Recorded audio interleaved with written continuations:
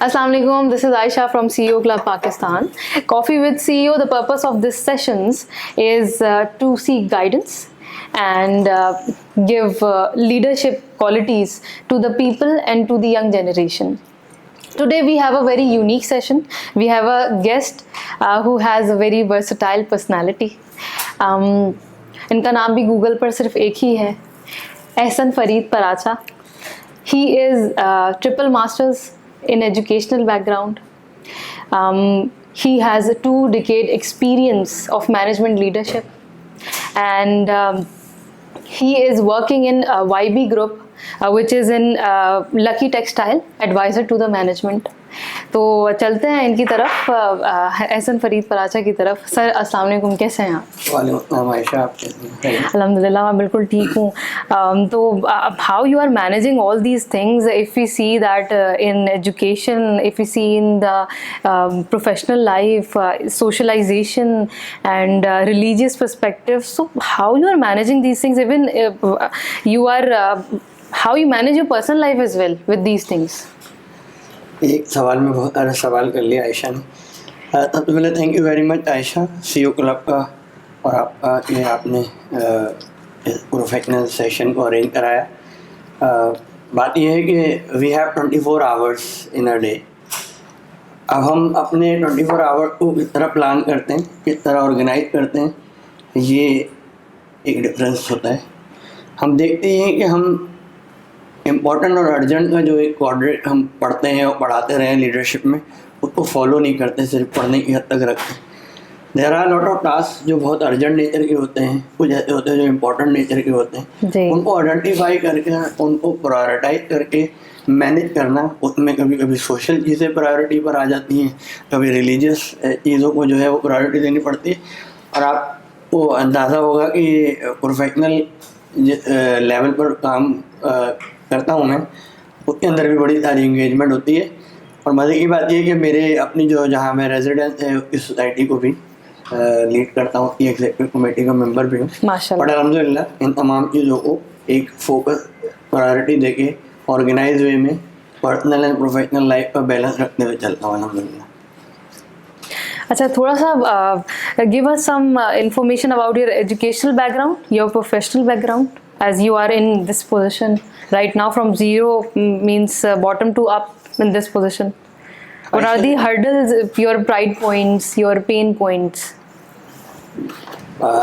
Again, जैसे आपने बताया कि more than 2 decades एक्सपीरियंस है, तो उसमें आपकी लर्निंग्स डिफरेंट तरह की रही होती है. मेरा लकीली इंटरनेशनल एंड लोकल दोनों ही एक्सपीरियंस हैं, और ऑलमोस्ट पाकिस्तान की कुछ बड़ी टेक्सटाइल के अंदर मेरा सर्विस टेन्योर रहा है, other than lucky textile also.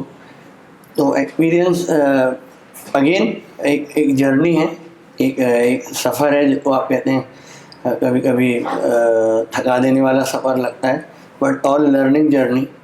I am thankful to my team जिन्होंने मुझे हमेशा सपोर्ट करा, जो मेरे साथ चले और मुझे कैरियर में हर तरह की सपोर्ट करी. अल्हम्दुलिल्लाह एक अच्छा जर्नी रहा है. और सो फार मैंने जो सोचा है, जो मैंने करना चाहा है, वो मैंने हमेशा करा है अल्हम्दुलिल्लाह. अमूमन लोग कहते हैं कि क्या चीज़ एक क्वालिटी है जिसको आप कहते हैं कि वो आप में है, तो शायद वो मुझसे ज़्यादा मेरे साथ जो लोग काम करते हैं वो वैलिडेट करते हैं. I believe on never give up. मैं गिव अप नहीं करता. I feel something better than for this organisation, तो मैं उसको करने के लिए या अपने कैरियर में कुछ चीज़ ऐसी आ रही है जो मुझे लगता है ये अचीव करनी चाहिए, तो I always done it. So as you are working as a leader and you have experience of managerial level, and you are a trainer as well, as we were discussing, so how you develop a positive aspect from the negative aspect or in negative situation? असल में एक attribute होता है आयशा कि आप negativity में से positive पहलू कैसे निकालें. ये असल में माइंडसेट और एक एटीट्यूड की बात है. यकीनन ये भी अल्हम्दुलिल्लाह अल्लाह का एहसान है, एक सलाहियत रही, और मैंने अमूमन नेगेटिव पहलू में से पॉजिटिव चीज़ें निकाली.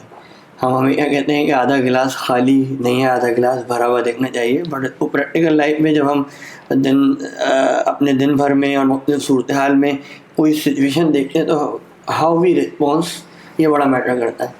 तो अगर मैं आपको बताऊं, गूगल के जो करंट CEO हैं, उन्होंने अपने एक इंटरव्यू में बड़ी ज़बरदस्त बात कही कि मैं रिस्पॉन्स और रिएक्टिव का फ़र्क समझाऊँ आपको। रिएक्शन क्या होता है और रिस्पॉन्स क्या होता है। तो एक होटल के अंदर वो कहते हैं कि मैं बैठा हुआ था और मैंने देखा कि अचानक से एक कूल एंड काम इन्वायरमेंट में पैनिक शुरू हो गया। एक कॉकरोच उड़कर एक लेडी के शोल्डर पे बैठा और एकदम पैनिक शुरू हुआ, उसने शोर मचाया। दूसरी जगह उड़ के बैठा, उन्होंने शोर मचाया। और वो कहता है गूगल के CEO कि मैंने देखा थोड़ी देर में एक होटल का कूल एंड काम इन्वायरमेंट एक पैनिक और एक अजीब अफरा तफरी में बदल गया। इसी दौरान जो बटलर और होटल के जो वेटर थे, उन्होंने टूवर्ड्स दैट प्रॉब्लम रश करा। तो कॉकरोच उड़कर उस वेटर के शोल्डर पे बैठा और अपनी जेब से एक रुमाल निकाला और कॉकरोच को पकड़ा और बाहर चला गया। थोड़ी देर में होटल का मंजर वही पहले जैसा हो गया, नॉर्मल सा, कूल एंड काम। तो सुंदर पिचाई जो CEO हैं कहते हैं कि मैंने देखा कि और लेडी जो थी उसने इसको रिएक्ट करा, सिचुएशन उसके सामने आई और उसने रिएक्ट करा, जबकि उस वेटर ने उसको रिस्पॉन्स करा। तो हम लाइफ में रिस्पॉन्स और रिएक्शन का फ़र्क अगर समझते हैं और उसको अप्लाई करते हैं तो आई डोंट थिंक तो कि कोई भी नेगेटिविटी रहती है।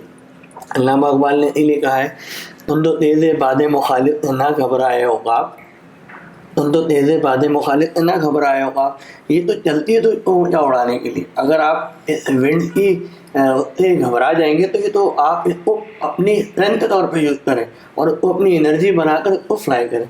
तो that I think the again I believe कि ये नेगेटिविटी में भी हर पॉजिटिव पहलू होता है, हर बुराई के साथ भी अच्छा ही है। अल्लाह ताला कुरान शरीफ में फरमाता है, हर मुश्किल के साथ आसानी है। इसका मतलब ये हुआ कि मुश्किल के साथ आसानी है। अब मुश्किल अगर है तो सामने आसानी आने वाली ढूंढनी है। So how you define success? Success actually, अभी मैं कोटेशन पढ़ रहा था कि I am hungry for my goals are actually my dream and I work for my dream, जो मैं अचीव कर लूँगा उसको रियलिटी में कन्वर्ट कर लूँगा। तो जो सक्सेस है वो आपकी उस अचीवमेंट का नाम है जिसको आपने प्लान किया हुआ है। एक्चुअली होता क्या है कि हम जो अपनी ज़िंदगी में देखते हैं, actually we fail to plan, actually we plan to fail. तो अगर हम अपना प्लानिंग करने में फेल हो रहे हैं तो एक्चुअली हम फेल होने की प्लानिंग कर रहे होते हैं। तो सक्सेस जो है वो अदर वे अराउंड आपकी कोई बनाई गई ड्रीम, अपने बनाए हुए ऑब्जेक्टिव को अचीव ना करने का नाम है। अगर आपने उसको अचीव कर लिया तो वो सक्सेस कहलाती है। Failure is opposite of that. So we were discussing about एसन का मंत्र ऑफ सक्सेस, तो ये क्या है, थोड़ा सा बताएं इसके बारे में। एसन का मंत्र ऑफ सक्सेस तो नहीं, आप वो कह सकती हैं कि एसन का तरीका। अक्सर लोग मुझे कहते हैं कि मेरे कुछ कुलीग थे, वो कहते थे जो काम नहीं होता एसन तरीके से वो हो जाता है एसन बराजा के तरीके से। वो बात ऐसी एक मजाक में थी, बट वो कभी कभी जो है मैंने वो एक्सरसाइज करके देखा तो वो इसका मंत्र कुछ भी नहीं था सिवाय दो चीज़ों में। Ayesha, I am telling you very frankly, कि जब भी मैंने कोई काम को देखा तो मुझे जब भी मुखालफत नज़र आई तो मैंने उसकी वजह देखी कि मेरा होमवर्क कंप्लीट नहीं था। कि जितने मेरी मुखालफत करी या जितने को नेगेटिव करा या जितने को अपोज करा, उस बंदे के शूज़ में रहकर भी तो मुझे देखना था ना। जब मैंने उसके शूज़ में रह के हमेशा देखा, उस नो के रीज़न जाने, तो मुझे नो का रीज़न मिल गए और मैंने हमेशा उस नो के रीज़न को यस में बदल दिया। हाँ, मैं इस बात पे बिलीव करता हूँ कि ऑर्गेनाइजेशन में जहाँ मैं परफॉर्म कर रहा हूँ या जहाँ भी मेरा कोई रोल है, चाहे पर्सनल लाइफ में, चाहे प्रोफेशनल लाइफ में, या सोशल लाइफ में, मैं एक चीज़ पे बिलीव करता हूँ आयशा, वो है विद मी और विदाउट मी मेरा राइट है। अगर कोई चीज़ हो रही है, कोई काम हो रहा है, मेरे जाने के बाद भी ऑर्गेनाइजेशन जहाँ मैं 3 जगह पहले भी काम कर आया हूँ 5 ईयर्स, उनकी टॉप मैनेजमेंट के साथ भी मेरी रेगुलर मीटिंग रहती है। अल्हम्दुलिल्लाह they are all in my connection. तो बात ये है कि क्या डिफरेंस है मेरे जाने के बाद काम में कोई फर्क पड़ा या हर्जा हुआ या काम खराब हो गया, तो वो काम तो चलता रहा, बट मैं वो कैसे कर रहा था विद मी और विदाउट मी, ये मेरा राइट रहा है। मैंने जो एजुकेशन सोची वो बना, जो मैंने चाहा ज़िंदगी में वो हासिल करा अल्हम्दुलिल्लाह। ये मेरे बहुत सारे सपोर्टर, मेरे वेल विशर्स, मेरे मेंटोर्स का हाथ है। मैं उन मेंटोर का जिक्र ना करूं तो ज़्यादती होगी कन्वर्सेशन में। मैं सबसे पहले मैं अपने पेरेंट्स से शुरू करता हूँ। मेरी वालदा अल्लाह ताला उनकी उम्र में बरकत दे, उनका बड़ा रोल है इंसान की पर्सनैलिटी डेवलप करने में। आपका कहता वे ऑफ डूइंग होता है, उसमें घर की तरबियत बड़ा इंपॉर्टेंट रोल प्ले करती है। उस दिन इजाज़त साहब इस ट्रेनिंग में कह रहे थे कि असल तरबियत तो आपकी 10 साल में होती भी होती है। तो वो जो घर की ट्रेनिंग स्कूल से भी पहले शुरू हुई थी, वो इतनी स्ट्रॉन्ग थी, इतने बिलीव स्ट्रॉन्ग कर दिए थे कि मेरे को चीज़ मुश्किल लगी नहीं। कहते हैं ना बड़ी जब अपने अहबों को नज़र में कोई बुरा ना रहा, तो वो बात है। Again that what my point is कि मैंने जो मेरे मेंटोर थे परवेज़ हनीफ साहब मरहूम, उसके बाद आमिर नियाज़ी साहब, मैं कहता हूँ लिविंग लेजेंड है। He is one of my mentor, जिनको मैंने जब पुकारा है, जब उनसे बात की है, उन्होंने मुझे हमेशा गाइडेंस दी है, हमेशा इंस्पायर किया है। तो ये दो इतने पावरफुल मेंटोर मेरे साथ अटैच है लाइफ में, जो मुझे कभी भी नहीं हारने देंगे इंशाल्लाह। As you have a lot of experience in leadership, in management, so just define leadership role. What it is? देखिए, लीडरशिप का जो रोल है वो अपने एक्ट से जो है वो तयन करता है मंजिल का, और उसके अलावा अपने फॉलोअर्स के लिए रोड मैप छोड़ता है, एक गाइडलाइन छोड़ता है, और लीड फ्रॉम द फ्रंट होता है। ये हम पढ़ते भी हैं और ये नज़र भी आता है। अगर आपको कुछ चीज़ अचीव करनी है, आपने टारगेट सेट करा है, तो you have to lead from the front. आपके फॉलोअर को तो उस बात को फॉलो करेंगे। अगर आप उसमें बिलीव नहीं रखते, देखें अगेन लीडरशिप की डेफिनेशन में 3 बातें मैं बताऊँगा। आपका believe strong, yes we can do it, और दूसरा आपके रिलेशनशिप, आपकी टीम बिल्डिंग, आपकी टीम के साथ रिलेशनशिप, और रूल नंबर 3 क्या है, अगेन इन 1 और 2 का कॉम्बिनेशन कैसे आप लेके चलते हैं। तो आई थिंक ये 3 चीज़ें हैं, believe, positive relationship, and the third thing the combination of these 2 things is a leader. So, is emotional intelligence is important? Absolutely right Ayesha. हम देखते हैं आजकल कोविड देख लें, जो डिसीजन मेकिंग की आपको क्वालिटी रिक्वायर्ड है, उसमें आप देखते हैं कि अगर आपने अपने अंदर एक कूल एंड कामनेस नहीं रखी, आपने प्रोएक्टिव अप्रोच नहीं रखी, आपने अपने डिसीजन को जो है वैलिडेट नहीं करा, और एम्पैथी सारे ग्राउंड पे नहीं वैलिडेट करा, तो आई डोंट थिंक तो कि आप जो है वो एक इमोशनल इंटेलिजेंस की रिक्वायरमेंट पूरी कर सकते हैं। इमोशनल इंटेलिजेंस की बेस पर we hire people on the basis of intelligence IQ, and we fire basis of emotional intelligence. अगर आप इसको सही मैनेज नहीं करते इमोशनल इंटेलिजेंस को, तो actually you are leading to the disaster of the organisation. तो ये बहुत इंपॉर्टेंट पहलू है, इस पर बड़ी सारी ट्रेनिंग भी होती है, हम लोग भी कराते हैं, अपनी ऑर्गेनाइजेशन में भी मैंने कराई है। मैं समझता हूँ टॉप लीडर का जो 80% रोल है वो इमोशनल इंटेलिजेंस पे कंट्रीब्यूट करता है अपने दिन भर के 80%। तो अगर उस पर होमवर्क नहीं करा हुआ, या कुछ शार्पन नहीं करा हुआ, या उसकी फूड फॉर थॉट नहीं डेवलप की हुई, तो I think it's a difficult challenge in life. To make others motivated and to work as a leadership role, to manage different things, as you are doing a lot of roles in your organization and in your life. So just tell us, you are dealing with different people in different situations. So how you manage your anger, your stress?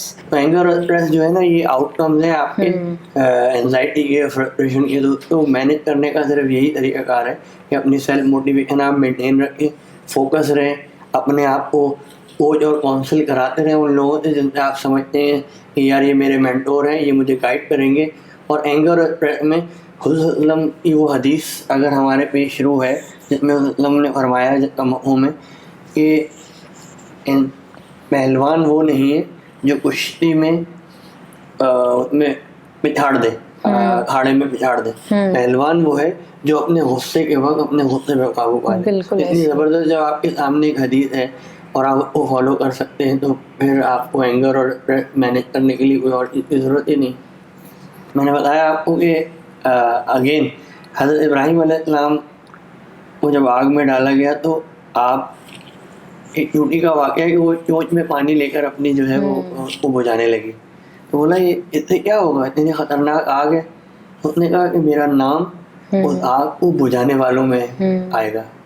तो आपकी अपनी कोशिश, अपनी effort toward positive direction हो, At least you give a try. अच्छा, just tell us what are the characteristics of a winning team? देखिए, winning team के जो कैरेक्टरिस्टिक है ना, वो है respect, trust on each others, उसके अलावा एक विनिंग कॉम्बिनेशन क्रिएट करना। जब आप रेस्पेक्ट करते हैं, ट्रस्ट करते हैं एक दूसरे पर, और आप फॉलो करते हैं अपने लीडर को, तो आप विनिंग टीम की सूरत में सामने आते हैं। There is nothing any other result than the winning. अगर आप रेस्पेक्ट करते हैं, ट्रस्ट करते हैं एक दूसरे पे, और लीडरशिप आपकी जो गाइडेंस दे रही है तो आप फॉलो करते हैं, तो this is the combination of winning. So at the end of the discussion, I want to just ask you, or I request you to give some feedback or some optimism message to our youth, our generation who is watching you as an inspirational leader, management role. हमें बड़ी hope है और बड़ी उम्मीद है कि हमारी ये कमिंग जनरेशन है, ये अपने रोल को और चैलेंजिंग दौर में जिस तरह से ओवरऑल वर्ल्ड की सिचुएशन में अपना एक रोल परफॉर्म करने के लिए उन्हें अपने आप को बहुत सही अंदाज में, डीपली अंदाज में तैयार करना पड़ेगा, और उसके लिए एक शेर इनकी शायद गाइडेंस कर सके।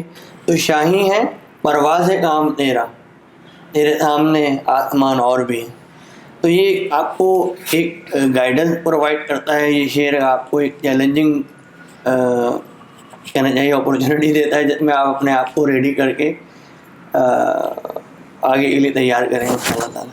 मेरा एक पैगाम ये भी होगा कि अपने हिस्से की शमा जलाएं, अपने हिस्से का काम करें।